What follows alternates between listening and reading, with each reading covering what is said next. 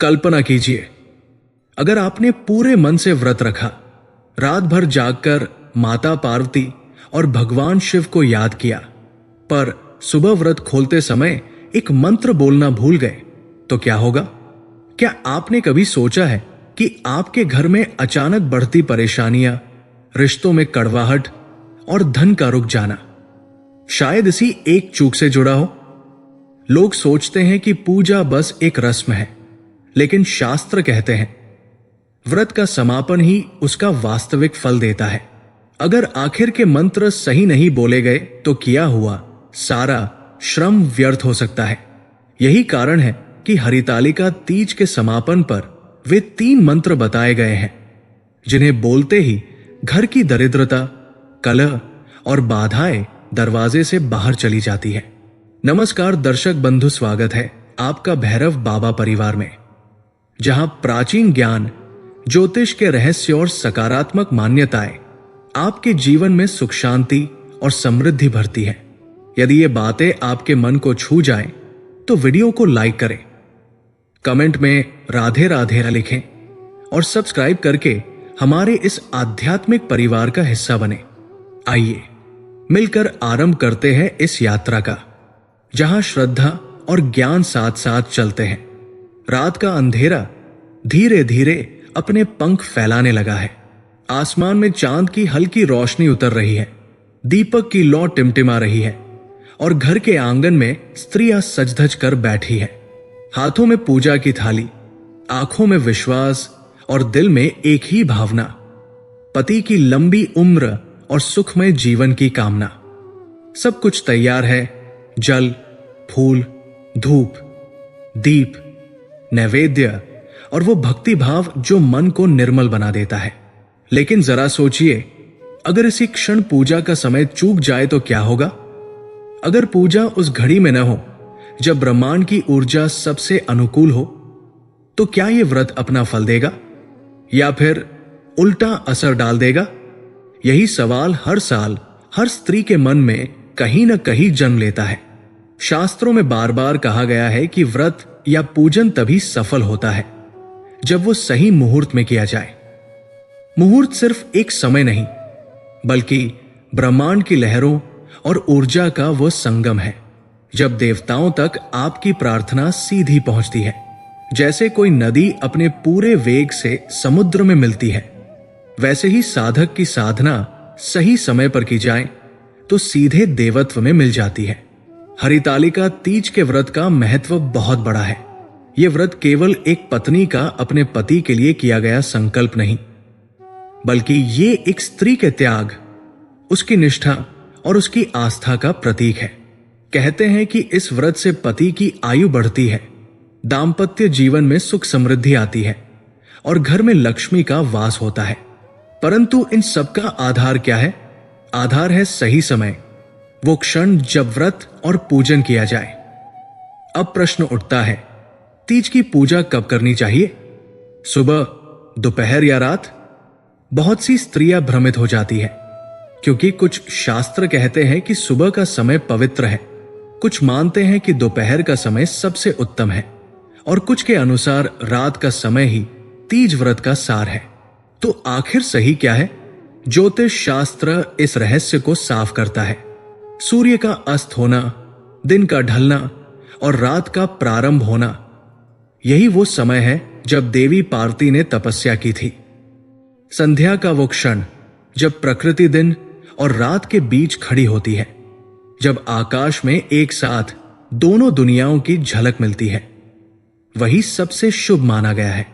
इसीलिए तीज की पूजा संध्या के समय, सूर्यास्त के आसपास और रात्रि के प्रारंभ में की जानी चाहिए, क्योंकि ये केवल एक प्रथा नहीं है, बल्कि देवी पार्वती की तपस्या का स्मरण है। वो क्षण जब उन्होंने अपने भीतर के अहंकार, इच्छाओं और सांसारिक बंधनों को त्याग कर महादेव को पाने का संकल्प लिया। रात भर जागरण का महत्व भी इसी से जुड़ा है।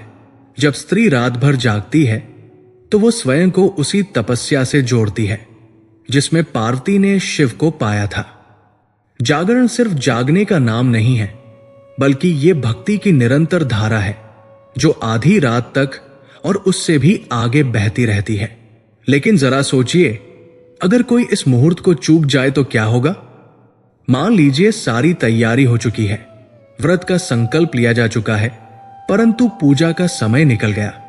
क्या सब व्यर्थ हो जाएगा? क्या देवी नाराज हो जाएंगी? शास्त्र इसका उत्तर देते हैं, यदि संध्या और रात्रि का समय निकल जाए तो भी आधी रात तक पूजा की जा सकती है। आधी रात वो समय है जब ब्रह्मांड की ऊर्जा सबसे गहन होती है, जब देवी की साधना अपने शिखर पर पहुंचती है।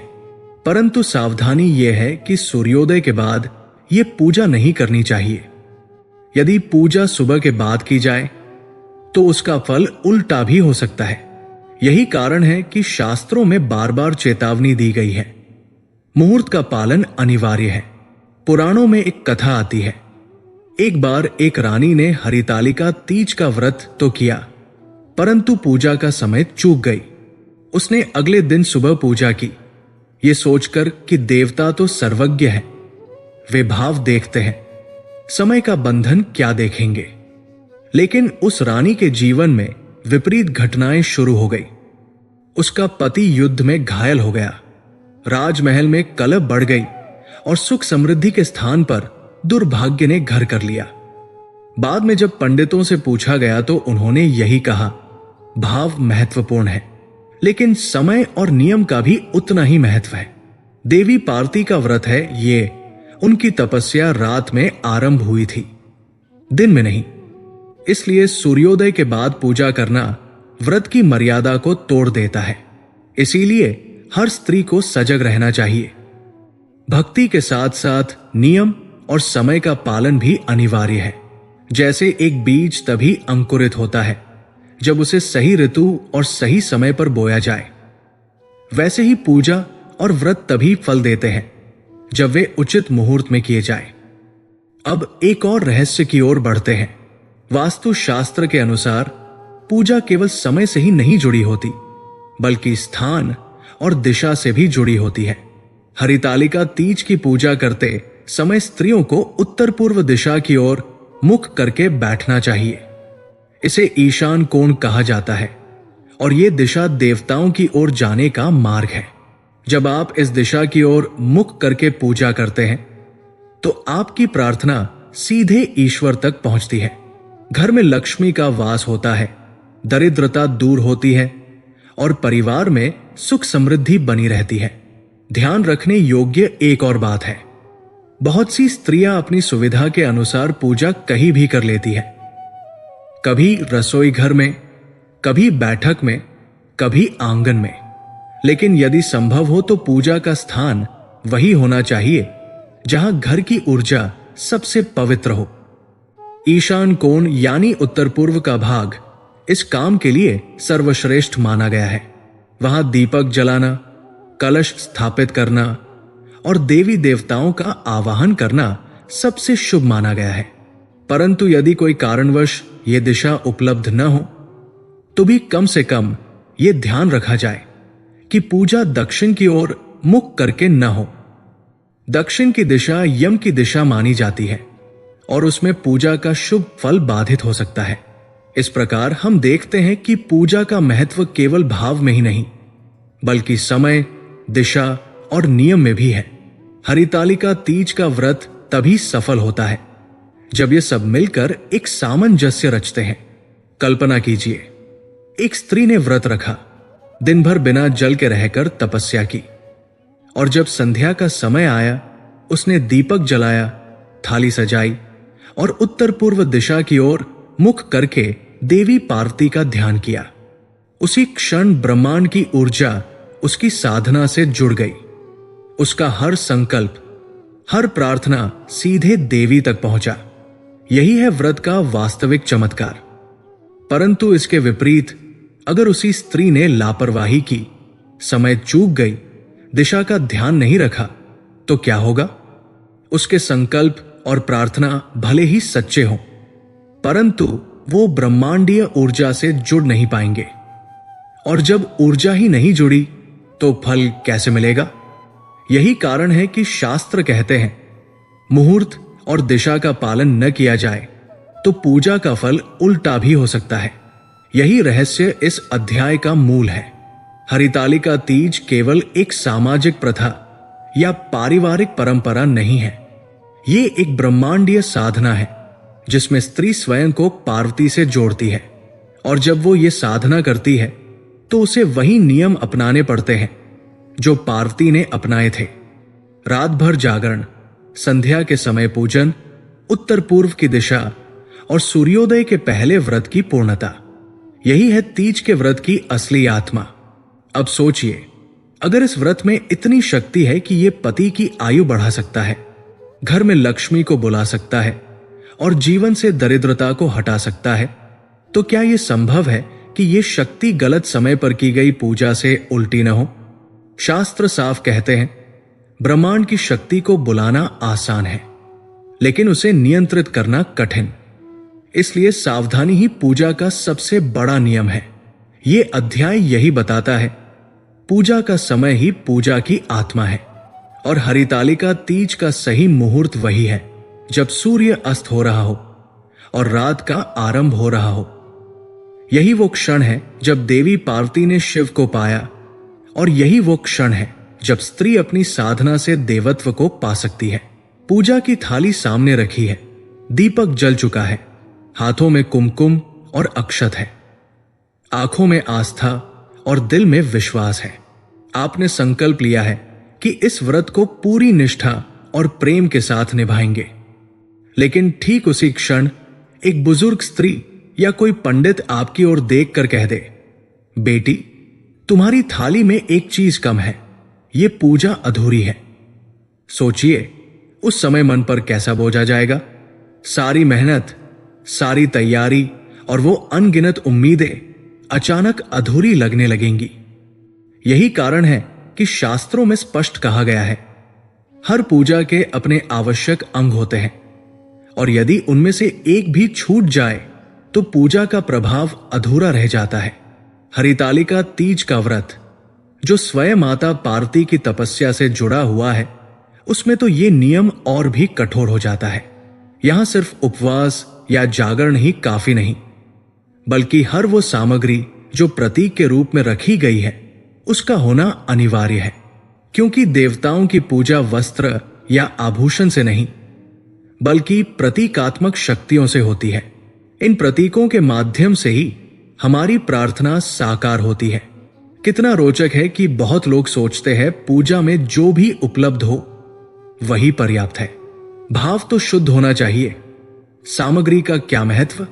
ये आंशिक रूप से सच है कि भाव प्रधान है, लेकिन यह भी उतना ही सच है कि भाव को स्वरूप देने के लिए सामग्री अनिवार्य है। जैसे संगीत में भाव को प्रकट करने के लिए सुर चाहिए, वैसे ही पूजा में भाव को देवताओं तक पहुंचाने के लिए सामग्री चाहिए। हरितालिका तीज की पूजा में 5 वस्तुएं ऐसी हैं जिनके बिना ये पूजन अधूरा माना गया है। ये 5 वस्तुएं केवल सजावट या परंपरा भर नहीं है, बल्कि ये पंचतत्व का प्रतीक है जो पूरे ब्रह्मांड को चलाते हैं। इन्हीं से जीवन की रचना होती है और इन्हीं से जीवन की ऊर्जा बनी रहती है। जब ये 5 वस्तुएं पूजा में उपस्थित होती हैं, तो साधक का संकल्प पंचतत्व से जुड़ जाता है। यही जुड़ाव उसकी प्रार्थना को सिद्ध करता है। पहली वस्तु है सुपारी और नारियल। सुपारी को शास्त्रों में स्थायित्व और संकल्प का प्रतीक माना गया है। यह पृथ्वी तत्व का प्रतिनिधित्व करती है। जैसे पृथ्वी अपने भीतर सबको संभालती है और स्थिर रहती है, वैसे ही सुपारी संकल्प को स्थिर बनाती है। नारियल को श्रीफल कहा जाता है, यानी देवी लक्ष्मी का प्रिय फल। नारियल का कठोर खोल संसार के बंधनों का प्रतीक है और उसके भीतर का शुद्ध जल आत्मा की निर्मलता का द्योतक। जब पूजा में नारियल अर्पित किया जाता है तो यह देवताओं को हमारा पूर्ण समर्पण दर्शाता है। यह कहना गलत ना होगा कि सुपारी और नारियल के बिना कोई भी पूजा पूर्ण नहीं हो सकती। दूसरी वस्तु है पान का पत्ता। पान केवल स्वाद या परंपरा का हिस्सा नहीं, बल्कि ये वायु तत्व का प्रतिनिधित्व करता है। वायु जीवन का आधार है, श्वास का आधार है।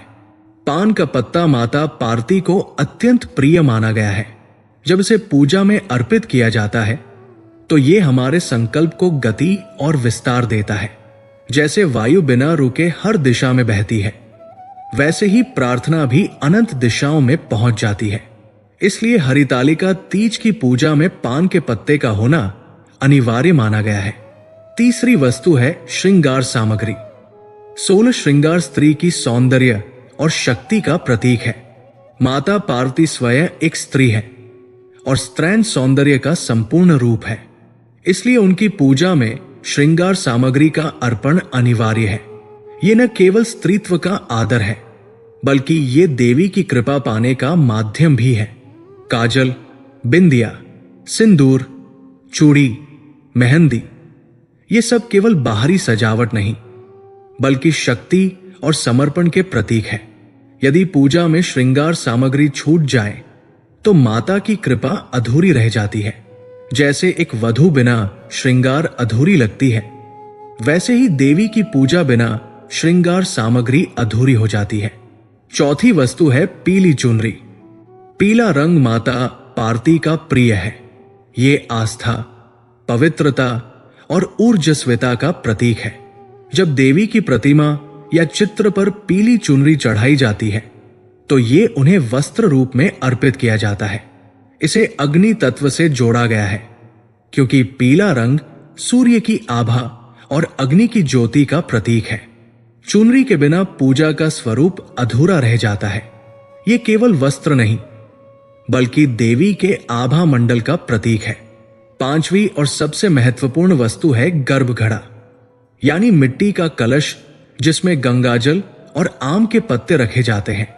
ये कलश आकाश तत्व का प्रतिनिधित्व करता है। इसे ब्रह्मांड का प्रतीक माना जाता है। कलश में रखा गंगाजल शुद्धता और जीवन का द्योतक है, और आम के पत्ते दीर्घायु और समृद्धि का संकेत है। जब ये कलश स्थापित होता है तो ये पूरा ब्रह्मांड देवी के चरणों में समर्पित होता है।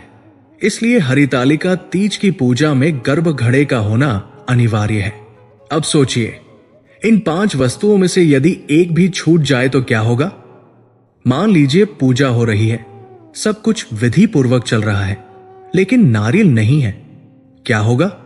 शास्त्र कहते हैं कि बिना नारियल के पूजा वैसी ही है जैसे दीपक बिना तेल के। भाव हो सकता है, परंतु उसका स्वरूप अधूरा है।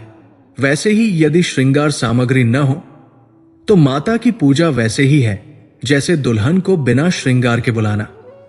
यह केवल अनादर नहीं, बल्कि अधूरी साधना है।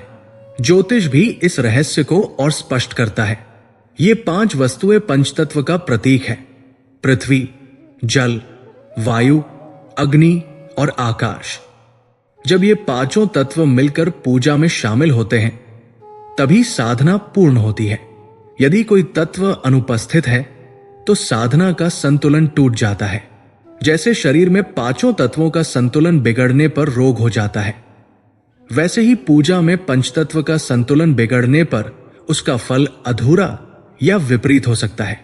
वास्तुशास्त्र भी यहां एक सावधानी जोड़ता है। पूजा की थाली हमेशा पीतल या तांबे की होनी चाहिए। क्यों? क्योंकि पीतल और तांबा ऊर्जाओं को शुद्ध करते हैं, नकारात्मक शक्तियों को दूर करते हैं और सकारात्मक ऊर्जा को बढ़ाते हैं। यदि पूजा की थाली लोहे या स्टील की हो तो वो ऊर्जा को अवशोषित नहीं कर पाती। ये वैसा ही है जैसे सही बीज को गलत मिट्टी में बो दिया जाए। बीज तो अच्छा है, परंतु परिणाम अधूरा रहेगा। इस प्रकार हम देखते हैं कि हरितालिका तीज की पूजा केवल व्रत और संकल्प का नाम नहीं है। ये एक विज्ञान है जिसमें हर वस्तु का अपना गहरा महत्व है। सुपारी और नारियल संकल्प और आत्मा के प्रतीक है। पान का पत्ता वायु और गति का प्रतीक है। श्रृंगार सामग्री शक्ति और सौंदर्य का प्रतीक है। पीली चुनरी अग्नि और आभा का प्रतीक है, और गर्भ घड़ा आकाश और ब्रह्मांड का प्रतीक है। अगर कोई कहे कि भाव ही सब कुछ है तो ये आधा सत्य होगा। भाव बीज है, परंतु सामग्री मिट्टी, जल और सूर्य की रोशनी है। बीज अकेला फल नहीं दे सकता, उसे इन सब की आवश्यकता होती है। इसलिए पूजा में सामग्री का महत्व उतना ही है जितना भाव का। कल्पना कीजिए, एक स्त्री ने दिन भर व्रत किया है, संध्या का समय आया है, उसने दीपक जलाया है, उत्तर पूर्व दिशा की ओर मुख करके बैठी है। उसकी थाली में सुपारी, नारियल, पान के पत्ते, श्रृंगार सामग्री, पीली चुनरी और गर्भ घड़ा रखा है। जब वो पूजा करती है तो उसका हर संकल्प पंचतत्व से जुड़ जाता है। उसकी प्रार्थना केवल शब्द नहीं रहती, बल्कि ब्रह्मांडीय ऊर्जा का हिस्सा बन जाती है। यही वो क्षण है जब पूजा सच्चे अर्थों में पूर्ण होती है। लेकिन यदि उसकी थाली में इनमें से कोई एक वस्तु भी न हो तो उसकी प्रार्थना अपूर्ण रह जाएगी। यही कारण है कि शास्त्र कहते हैं, इन 5 वस्तुओं के बिना पूजा अधूरी है। ये नियम केवल परंपरा नहीं, बल्कि ब्रह्मांडीय सत्य है। अब आपके मन में यह प्रश्न उठ सकता है कि क्या सचमुच कोई वस्तु छूटने पर इतना बड़ा फर्क पड़ सकता है? हां, पड़ता है, क्योंकि देवता प्रतीक के माध्यम से ही हमारी प्रार्थना स्वीकार करते हैं। जब हम उन्हें सुपारी अर्पित करते हैं तो ये हमारे संकल्प का अर्पण है। जब नारियल अर्पित करते हैं तो ये हमारी आत्मा का समर्पण है। जब पान का पत्ता अर्पित करते हैं तो ये हमारी प्रार्थना का विस्तार है। जब श्रृंगार सामग्री अर्पित करते हैं तो ये शक्ति और सौंदर्य का स्मरण है। जब पीली चुनरी अर्पित करते हैं तो ये ऊर्जा और आभा का अर्पण है। और जब गर्भ घड़ा स्थापित करते हैं तो ये पूरा ब्रह्मांड देवी के चरणों में अर्पित होता है। इसलिए ये अध्याय यही सिखाता है, हरितालिका तीज की पूजा में कोई समझौता नहीं हो सकता। सामग्री केवल वस्तुएं नहीं है, ये देवताओं तक पहुंचने के मार्ग है। इनमें से एक भी छूट जाए तो पूजा अधूरी रह जाती है। संध्या का समय है, आकाश में सूर्य ढलने को है, चारों ओर हल्की हल्की सुनहरी आभा बिखर रही है। घर में दीपक की लौ टिमटिमा रही है, धूप की सुगंध वातावरण को पवित्र कर रही है और आंगन में बैठी व्रतधारी स्त्री के मन में एक ही प्रश्न गूंज रहा है, अब पूजा कैसे करूं? सब सामग्री तो सामने रखी है, व्रत का संकल्प भी लिया है, लेकिन असली फल तभी मिलेगा जब पूरी विधि सही ढंग से निभाई जाए। यही क्षण सबसे संवेदनशील होता है, क्योंकि अगर यहां कोई गलती हो गई तो साधना अधूरी भी रह सकती है। हरितालिका तीज की पूजा केवल एक परंपरा नहीं, बल्कि देवी पार्वती और भगवान शिव के दिव्य मिलन का स्मरण है। ये वही क्षण है जब स्त्री अपने जीवन को माता पार्वती की तपस्या से जोड़ती है। इसलिए इसकी प्रक्रिया भी अत्यंत सूक्ष्म और पवित्र मानी गई है। पहला कदम है शुद्धि, शरीर और मन की। व्रतधारी स्त्री को सबसे पहले स्नान करना चाहिए। स्नान केवल शरीर की सफाई नहीं, बल्कि ये भीतर की नकारात्मकता को दूर करने का प्रतीक है। जब जल शरीर पर गिरता है तो ये सारे दुख और पापों को बहा ले जाता है। स्नान के बाद नए वस्त्र पहनना अनिवार्य है। पीले, लाल या हरे रंग का वस्त्र सबसे शुभ माना गया है। पीला रंग ज्ञान और पवित्रता का प्रतीक है, लाल रंग शक्ति और सौभाग्य का, और हरा रंग समृद्धि और जीवन का। जब स्त्री इनमें से कोई एक रंग पहनती है तो वो अपने भीतर इन्हीं शक्तियों को जागृत करती है। ये वस्त्र केवल सजावट नहीं, बल्कि देवी की ऊर्जा से जुड़ने का माध्यम है। अब अगला चरण आता है पूजन स्थान की तैयारी। पूजन स्थान घर के उत्तर पूर्व कोने में होना चाहिए, जहां शांति और पवित्रता का संचार हो।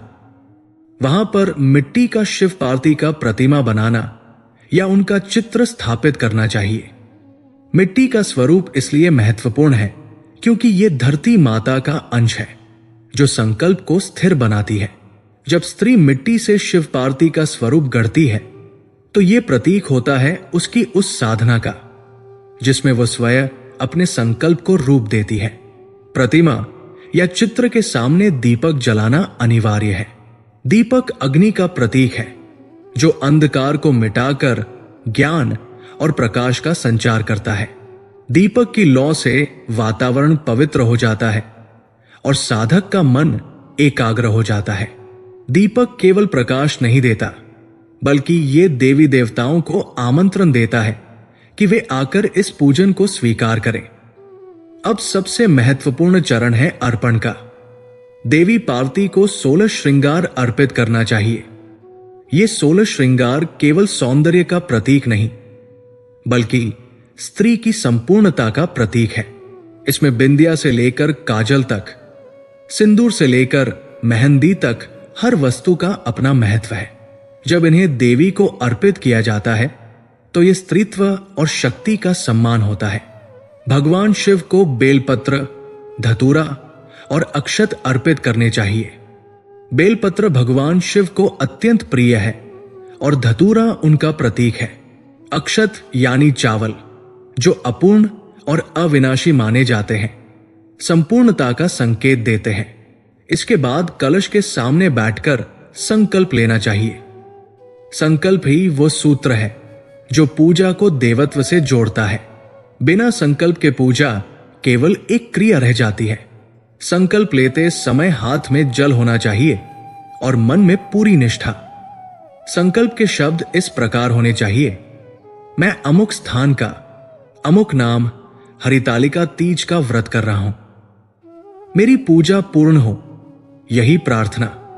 जब यह संकल्प बोला जाता है तो ये केवल शब्द नहीं रहते, बल्कि ब्रह्मांड में एक ऊर्जा बनकर गूंजते हैं।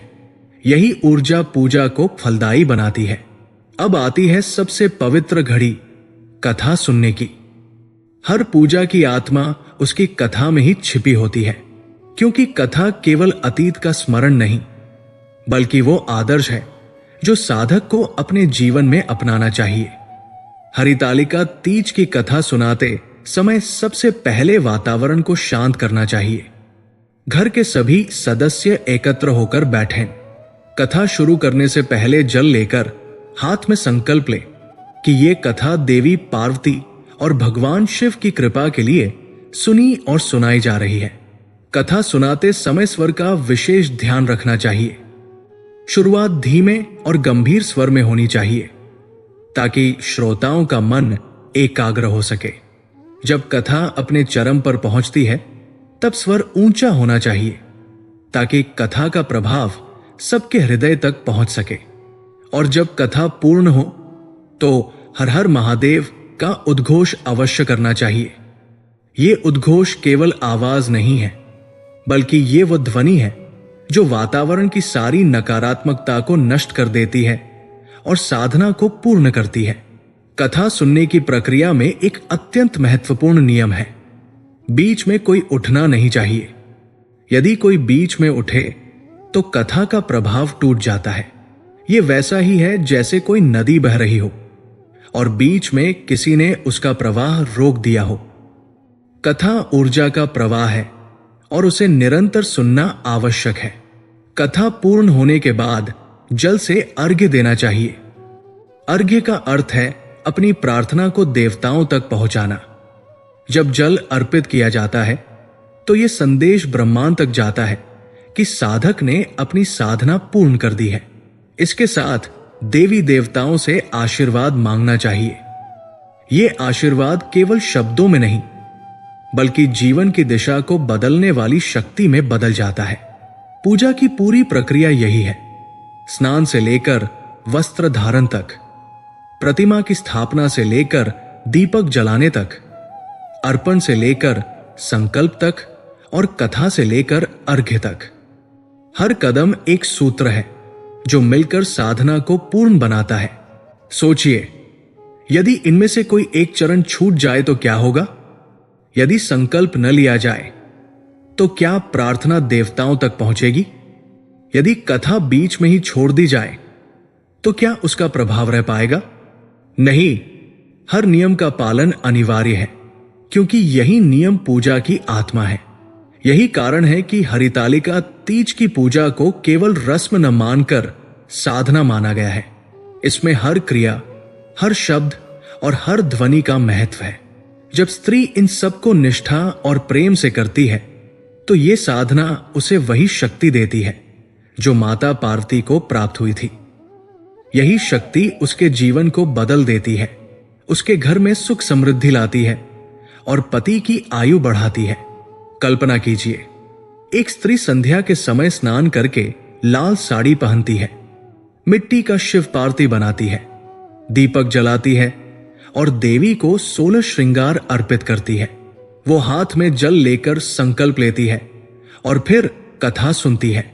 उसकी आवाज धीरे धीरे वातावरण में गूंजती है, कथा आगे बढ़ती है और जब वो अंत में हर हर महादेव का उद्घोष करती है तो पूरा घर दिव्यता से भर जाता है। यही है पूजा की वास्तविक शक्ति। एक रात का उपवास, भूखे पेट की तपस्या और मन में यही विश्वास कि यह व्रत आपके जीवन की सबसे बड़ी बाधाओं को दूर करेगा। आपने पूरे दिन कुछ खाया नहीं, सिर्फ आस्था पर टिके रहे। रात ढल चुकी है, सुबह का सूरज उगने को है और आप सोच रहे हैं अब इस व्रत को कैसे पूर्ण किया जाए ताकि इसका फल अधूरा न रह जाए। यही क्षण सबसे रहस्यमयी होता है। यह सिर्फ व्रत खोलना नहीं, बल्कि अपने जीवन की सारी कठिनाइयों को पीछे छोड़कर एक नए आरंभ की ओर कदम बढ़ाना है। सुबह का वातावरण कुछ और ही दिव्यता लिए होता है। ब्रह्म मुहूर्त की ठंडी हवा, मंद मंद बहती पवन और मंदिर की घंटियों की ध्वनि आपके हृदय को छूती है। व्रतधारी स्त्रियां स्नान कर शुद्ध वस्त्र धारण करती है। कपड़ों में पीले, लाल और हरे रंग की छटा होती है, मानो स्वयं माता पार्वती अपने स्वरूप में अवतरित हो गई हो। वे पूजा स्थान पर बैठती है जहां पहले से कलश, दीपक और शिव पार्वती की प्रतिमा सजी होती है। अब इस अनुष्ठान का सबसे पवित्र चरण शुरू होता है। सूर्योदय के समय सबसे पहले भगवान शिव और माता पार्वती को भोग अर्पित किया जाता है। भोग कोई भव्य भोज्य पदार्थ नहीं होता, बल्कि सादगी में भी भक्ति का भाव झलकता है। फल, मिठाई या घर में बने सरल व्यंजन उनके समक्ष रखे जाते हैं। ये भोग प्रतीक है उस निस्वार्थ समर्पण का जो भक्त अपने आराध्य को अर्पित करता है। भोग अर्पण के बाद व्रतधारी हाथ जोड़कर प्रार्थना करते हैं, हे शिव, हे पार्वती, हमारी साधना स्वीकार करें। हमारे परिवार में सुख शांति बनी रहे, रोग दोष दूर हो और हमारे जीवन में आनंद का संचार हो। इसके बाद जल या फल ग्रहण करके व्रत खोला जाता है। यह साधारण सा क्षण नहीं होता। दिन भर की तपस्या और भूख प्यास के बाद पहला निवाला या जल का पहला घूंट मानो जीवन का अमृत बन जाता है।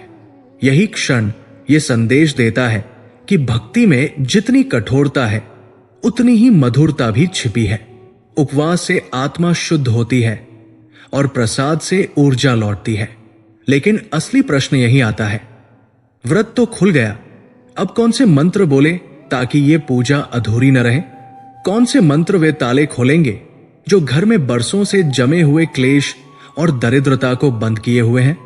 पहला मंत्र है नमः शिवाय। ये मंत्र सिर्फ शब्द नहीं, बल्कि पंचाक्षरी महामंत्र है।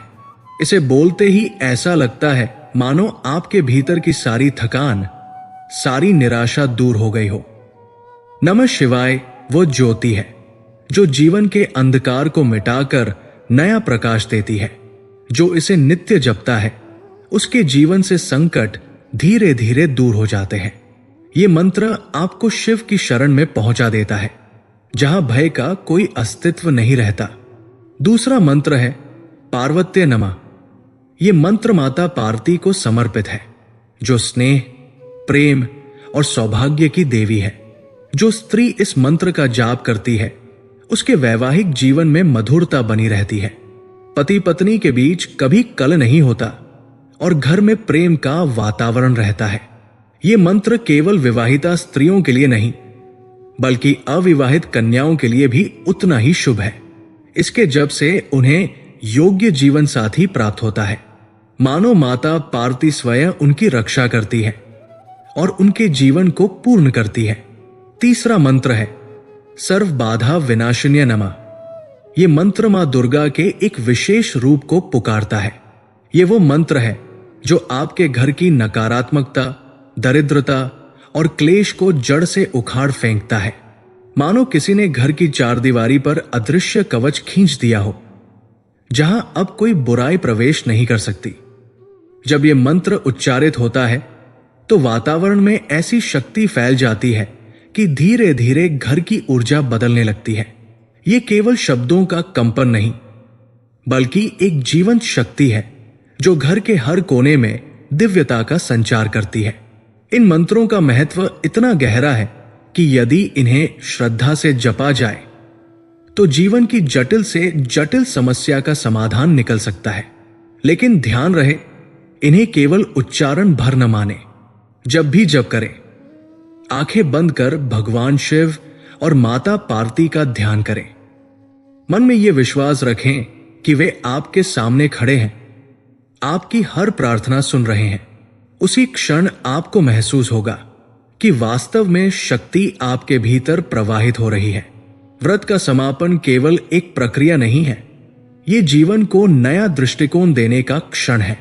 जब आप भोग अर्पित करते हैं, जल ग्रहण करते हैं और मंत्र उच्चारित करते हैं, तो यह केवल बाहरी क्रिया नहीं रहती, यह आपकी आत्मा की गहराई से निकली हुई पुकार बन जाती है।